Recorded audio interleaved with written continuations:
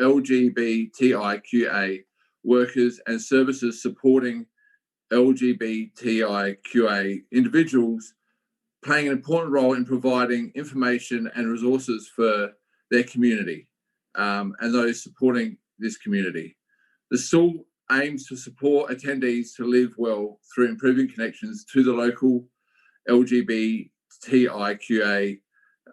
and mental health communities, and welcoming and affirming services for further support where needed.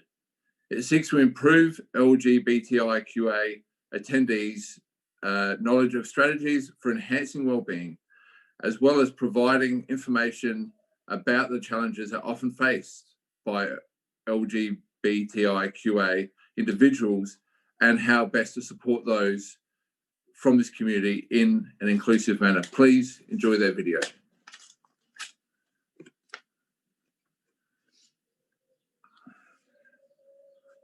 Hey there folks, hope you're enjoying the amazing Festival of Now online program that's been put together for everyone today.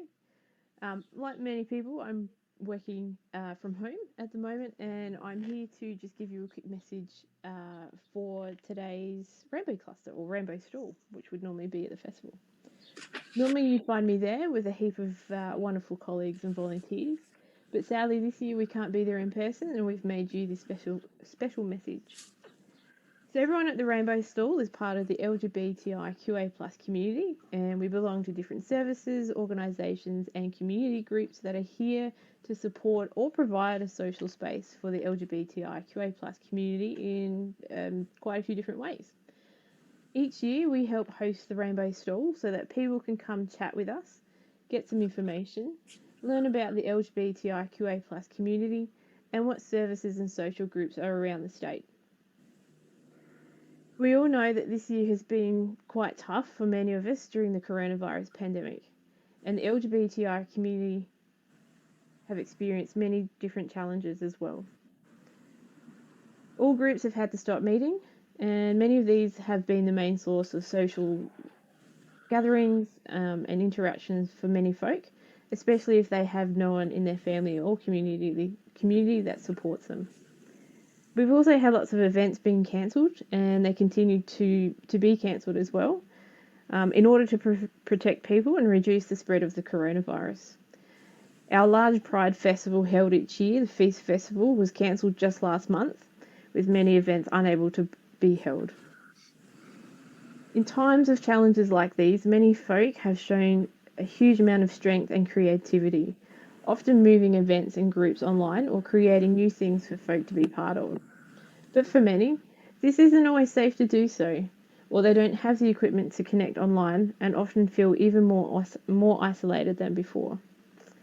And even before the pandemic hit Australia, the LGBTIQA+ community have unfortunately regularly experienced higher rates of mental health challenges. And why is that, you might ask? Many folk often think that now that we've got marriage equality here in Australia, that everything's hunky-dory. Well, not exactly, and there's many different reasons for this. Many LGBTIQA+ folk are still rejected by their families, friends and communities. Many are still fearful about being open in their workplace or even their sports team. And many trans and gender diverse folk struggle to access services for medical support, or they just simply encounter uneducated or harmful practices in the services that they do access. Many young folk at schools experience an incredible amount of bullying and harassment in these environments. Older LGBTI folk are often faced with negative experiences within the aged care sector, or have simply lost friends and family over the years, so they might feel quite isolated. And those in culturally diverse or our First Nations communities continue to face prejudice within both their own communities and the LGBTIQA+ community itself. And on top of that, there's many other things that can be added to the list as well. So what can someone do if they have some questions about their sexuality, gender, or body differences? Or maybe they might know someone who does, or they just simply want to talk to someone about what they're going through. Well, there's definitely a few things that you or they can do. Firstly, if it's a serious situation and they feel like they need to get support straight away, especially if it's not during business hours, then they should call one of the crisis telephone support services like Lifeline. Second, if you just want to speak with someone but it's not serious or a crisis situation and it's outside of business hours again, then call the service Q-Life, which is like Lifeline, but you'll speak with an LGBTIQA+ person when you call. This is a service that operates across Australia and you can access it from 3 p.m. in the afternoon until midnight. Thirdly, reach out to one of the really great services for LGBTIQA folk here in SA. You can find some more information about these in the stallholder section on the Festival of Now website. Or you can visit the Adelaide the LGBTIQ events website or the Rambo Directory SA. These are both online and easy to access. And just remember, there's many folk out there to help you, even if it's just a listening ear or an understanding mind on the other side of an email. This year has been exceptionally tough for many of us, and from all of us in the Rainbow Stall, we simply want to remind you that it's okay to ask for help. We're here for you. Happy fun, everyone.